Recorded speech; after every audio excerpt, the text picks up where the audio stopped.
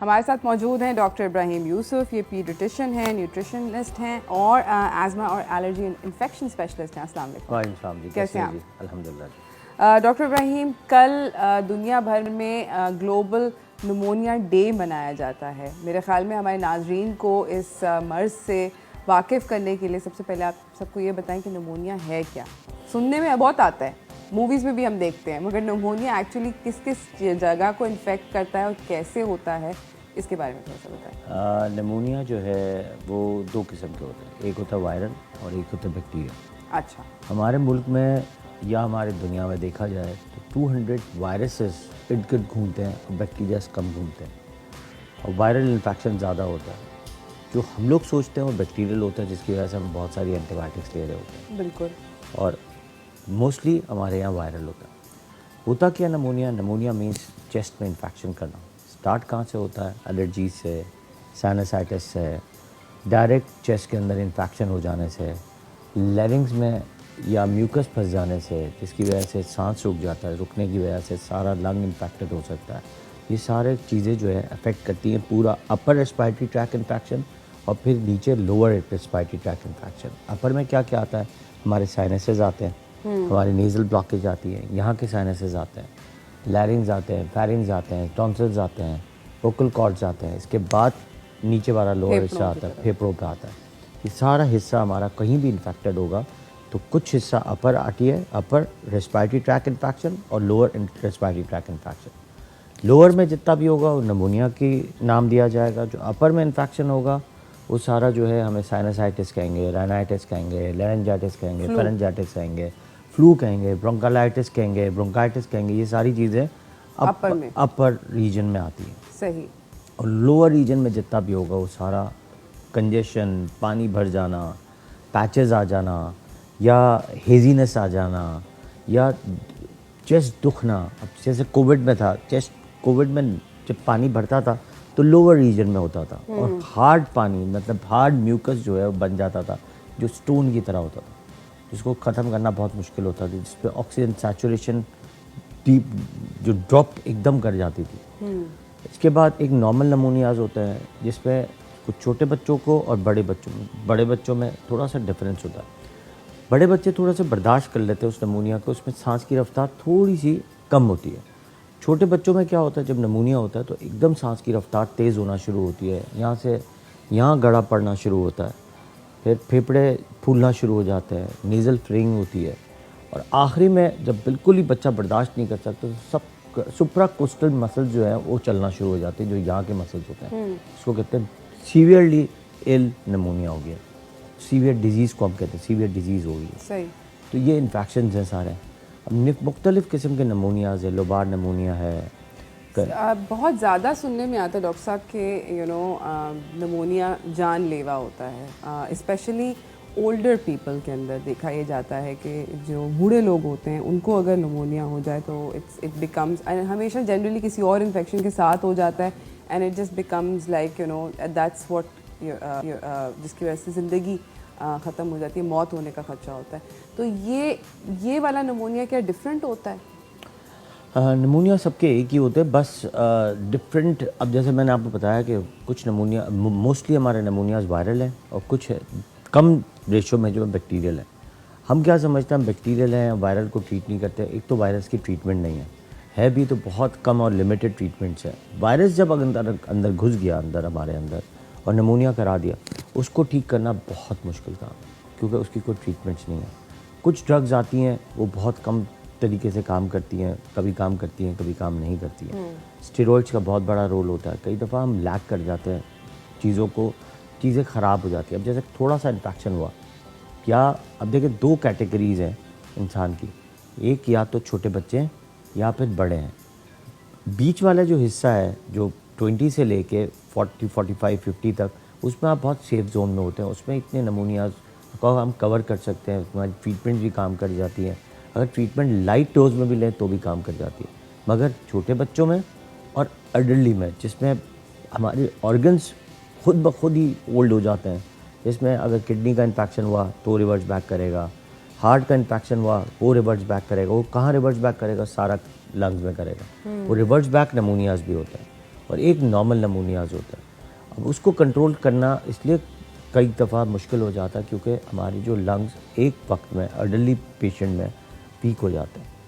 अब दूसरा नमूनियाज ऐसे होते हैं जो COPD की वजह से होते हैं। अगर फर्ज करें कोई लाइफ टाइम सिगरेट पी हुई है, सिगरेट पी के कई दफ़ा बहुत लंबा लंबा जो है लंग को इन्होंने एग्जॉस्ट कर दिया, अब उसको नमूनिया हो गया। अब उसको ट्रीट करना बहुत मुश्किल होता है क्योंकि उसमें स्पेस ऑफ ऑक्सीजन वो बहुत कम हो जाती है। Already diminish. Congestive obstructive pulmonary disease हो जाती है उनको, जिसमें नमूनिया अगर हो जाए तो फिर वो कम हो जाता है। डॉक्टर साहब, अब मैं आपसे तेज़ी से बहुत सारे सवाल करना चाहती हूँ ताकि लोगों को जानकारी हो जाए कि नमोनिया जो है वो क्या होता है, उससे कैसे बचा जाता है।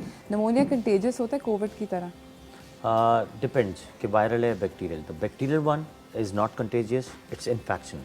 इसको ट्रीट करने के लिए एंटीबायोटिक्स चाहिए। वायरल मीन्स कंटेजियस, किसी से लग सकता है, किसी से हम दे भी सकते हैं, किसी से ले भी सकते हैं। ओह डियर। नमोनिया को अगर अवॉइड करना हो तो कैच इट, क्या करना चाहिए? नमूनिया को अवॉइड करने के लिए पहले तो आपको दो चीज़ें, एक तो आप छोटे बच्चे हैं या बड़े हैं जी, जब नमूनिया का सीज़न आए या हाई फ्लू का सीज़न है तो एक तो फ्लू शॉट लगाना बहुत ज़रूरी है। ठीक है। फ्लू शॉट का ख़ास बात ये कि अगर फर्स्ट दफ़ा ज़िंदगी में लगा रहे हैं तो एक दफ़ा लगा, फिर 1 महीने बाद एक लगा और एवरी ईयर एक लगेगा।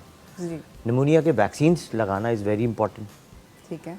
Haemophilus influenza type B vaccines लगाना बहुत इंपॉर्टेंट। इसके साथ बचाने के लिए मास्क इज़ वेरी इंपॉर्टेंट। जब हाई फ्लू सीज़न हो, don't roam around in the malls. बच्चों को आप झूलों पे लेके नहीं जाएं, और लेके जा रहे हैं तो सैनिटाइजर्स का इस्तेमाल करें, लेके जा रहे हैं तो मास्क का इस्तेमाल करें, क्योंकि इससे ही आप बच सकते हैं, वरना आप बच नहीं सकते। सही। क्या नमोनिया क्योरेबल होता है? Of course all pneumonias are curable, specially the bacterias one cure हो जाते हैं, मगर ये इम्पॉर्टेंट है कि कौन सी दवाई आप उस वक्त यूज़ कर रहे हैं। वायरस की कुछ ट्रीटमेंट्स हैं और वायरस की कुछ ट्रीटमेंट्स नहीं हैं। डेंजरस बात कर दी। नमोनिया की कॉफ जो है, क्या वो डिफरेंट होती है नॉर्मल कॉफ से? डिफरेंट किस्म की कॉफ़ है। एक तो कंजेशन वाली कॉफ़ होती है जिसमें खरखराहट होती है, एक अस्थमा वाली कॉफ़ होती है जो वीजिंग कफ होती है, जो ड्राई कफ होती है, एक ब्रोंकाइटिस की कफ होती है वो भी ड्राई होती है, वो जस्ट लाइक अस्थमा होती है, एक क्रूप लाइक कफ होती है जिसमें बाकिंग कफ कहते हैं, एक होती है कंजेशन वाली कफ जो अपर रेस्पिरेटरी ट्रैक इन्फेक्शन की, जिसमें पोस्ट नेजल ड्रिप होती है और कंजेशन आके यहाँ फंसता है, उसकी कफ बिल्कुल डिफरेंट होती है, खर वाली कफ होती है। नमूनिया की कफ के साथ आपका सांस की रफ्तार तेज़ चलती है और आप जो आवाज़ करते हैं तो ऐसा लगता है जैसे आपका पूरा सीना जो है पानी से भरा हुआ। Oh dear. अच्छा, मुझे एक और यहाँ पे बात बताएं कि जब खांसी आती है, मतलब किसी भी रेस्पिरेटरी ट्रैक इन्फेक्शन में, क्या जब बलगम अगर आता है, क्या बलगम थूक देना चाहिए, निगल लेना चाहिए? थूक देना चाहिए, क्योंकि बलगम की अलग अलग कंसिस्टेंसी है। एक बलगम आपने देखा होगा बिल्कुल लाइट सा होता है, बिल्कुल पतला पानी की तरह। जी।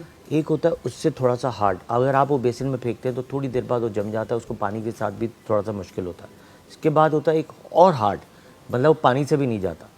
एक होता है बिल्कुल च्युइंगम की तरह रॉक बन जाता है जो ग्रीन कलर का होता है, वो आप थोड़ा सा भी आप बेसिन में स्पिट करेंगे, वो आप उंगली से भी हटाएंगे तो भी उंगली से भी हटाना मुश्किल हो जाएगा। तो स्पिट करना ज़्यादा बेटर है, क्योंकि वो अगर अंदर जाएगा, अगर वो सीने में जाएगा वो हार्ड होता जाएगा, हार्ड होगा तो वो रॉक हो जाएगा, रॉक हो जाएगा तो फिर लोबार नमूनिया की तरफ चला जाएगा। सही।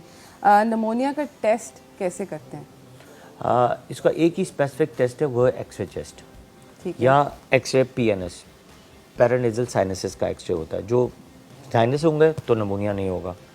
इसके बाद दूसरा टेस्ट होता है, अगर हाई ग्रेड फीवर के साथ आ रहा है तो उस कंप्लीट ब्लड पिक्चर काउंट करानी होती है, जिसको हम कहते हैं CBC, और CRP मतलब सी रिएक्टिव प्रोटीन। ये दोनों टेस्ट से आपको पता चलेगा आइदर से वायरल वन और द बैक्टीरियल वन, और एक्सरे से भी हम डिफरेंशिएट करते हैं कि ये वायरल है या बैक्टीरियल है। ठीक। और क्या अगर एक दफ़ा नमोनिया हो जाए तो आपके फेफड़े जो हैं कभी रिकवर करते हैं, हील करते हैं? ऑफ कोर्स हील कर जाते हैं। एक दफ़ा हुआ फिर कभी ज़िंदगी में नहीं हुआ, लेकिन कई दफ़ा अगर हुआ तो रिपीटेडली भी हो सकता है। अब उसकी डिफ्रेंशिएशन है, अगर उसकी इम्यूनिटी कम है किसी की भी, अगर एडल्टली है, छोटे बच्चे हैं, उसकी इम्यूनिटी अगर कम है तो बार बार वो नमूनिया का शिकार हो सकते हैं, बार बार साइनसेस हो सकते हैं। अगर किसी को एलर्जीज़ है, वो भी एलर्जी की वजह से नमूनिया भी करा सकता है और एलर्जीज़ भी करा सकता है। तो डिपेंड्स ऑन योर इम्यूनिटी, कि इम्यूनिटी कैसी है, कुव्वत मुदाफ़त, लड़ने की ताकत बीमारियों से। सही। और मुझे ये बताएं कि अगर आजकल फ्लू सीज़न चल रहा है, हर दूसरे इंसान को फ्लू हो रहा है, क्या हमें हर फ्लू से डरना चाहिए क्या हर ज़ुकाम से डरना चाहिए कि पोटेंशियली ये इसके अंदर पोटेंशियल है कि ये निमोनिया बन जाए? देखिए आपको बात बताऊँ, हर साल हमारे कुछ नए निमोनिया फ्लू जो है नए आते हैं, और वो फ्लू लेना फ़ायदेमंद होता है क्योंकि इसकी आपकी इम्यूनिटी बनती है। अगर आप एक अपनी लाइफ हिस्ट्री को देखें, लाइफ स्पैन को, तो आप छोटे जब बच्चे होते हैं तो साल में 10 दफ़ा बीमार होते हैं, फिर थोड़ा से बड़े होते हैं तो 5 दफ़ा हो जाते हैं, फिर 2 दफ़ा हो जाते हैं, फिर फिर 0 पे चले जाते हैं। साल में 1 दफ़ा बीमार होते हैं। तो ये आपकी जितने भी वायरसेस आपने कैच कर करके अंदर आपने इम्यूनिटी बना ली होती है, उसके क़ुव्वत मुताफ़त बढ़ जाती है, उसके ख़िलाफ़ आप लड़ने की ताकत होती है।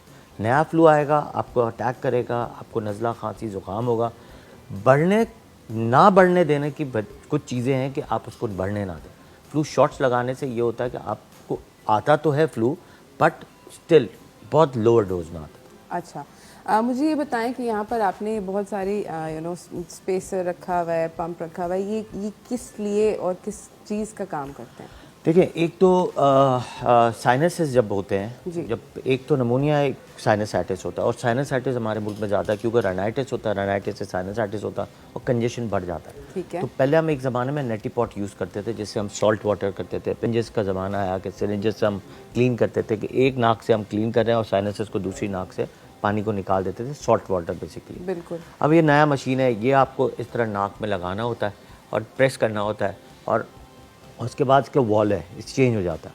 ठीक है। एक नाक से आप निकालते हैं, एक नाक से ये पानी वापस आ जाता है, इसी के अंदर ये चैम्बर में जमा हो जाता है। ठीक है। फिर दूसरे नाक में आप जब स्टार्ट करते हैं तो दूसरे ये वाले नाक से ये वापस आ जाता है, तो आपके पूरे साइनसेस क्लीन होते हैं। तो साइनसेस को क्लीन करना इज़ वेरी इंपॉर्टेंट। अगर ये मशीन नहीं है तो नेटी पॉट आता है, बिल्कुल पॉट की तरह होता है, बिल्कुल। वो आपने एक नाक से डाला और फिर इस तरह निकाला, फिर आपने इसको इस तरह, ये पानी आ जाएगा इससे बाहर। इससे बहुत डर लगता है, ऑफ कोर्स डर लगता ये है, सारी लेकिन मशीन से कि नाक के अंदर पानी जाएगा, बिकॉज़ इट्स पेनफुल जब नाक हाँ, में पानी इसमें जाता है एक तो सबसे तकलीफ भी ख़तरनाक होता है। चीज़ होती है जो हमारे मुल्क में है, वो नेग्रेलिया, कि जो दिमाग में जो हमारे जो पैरासाइट है वो चला जाता है। But still hot water kills नेग्रेलिया।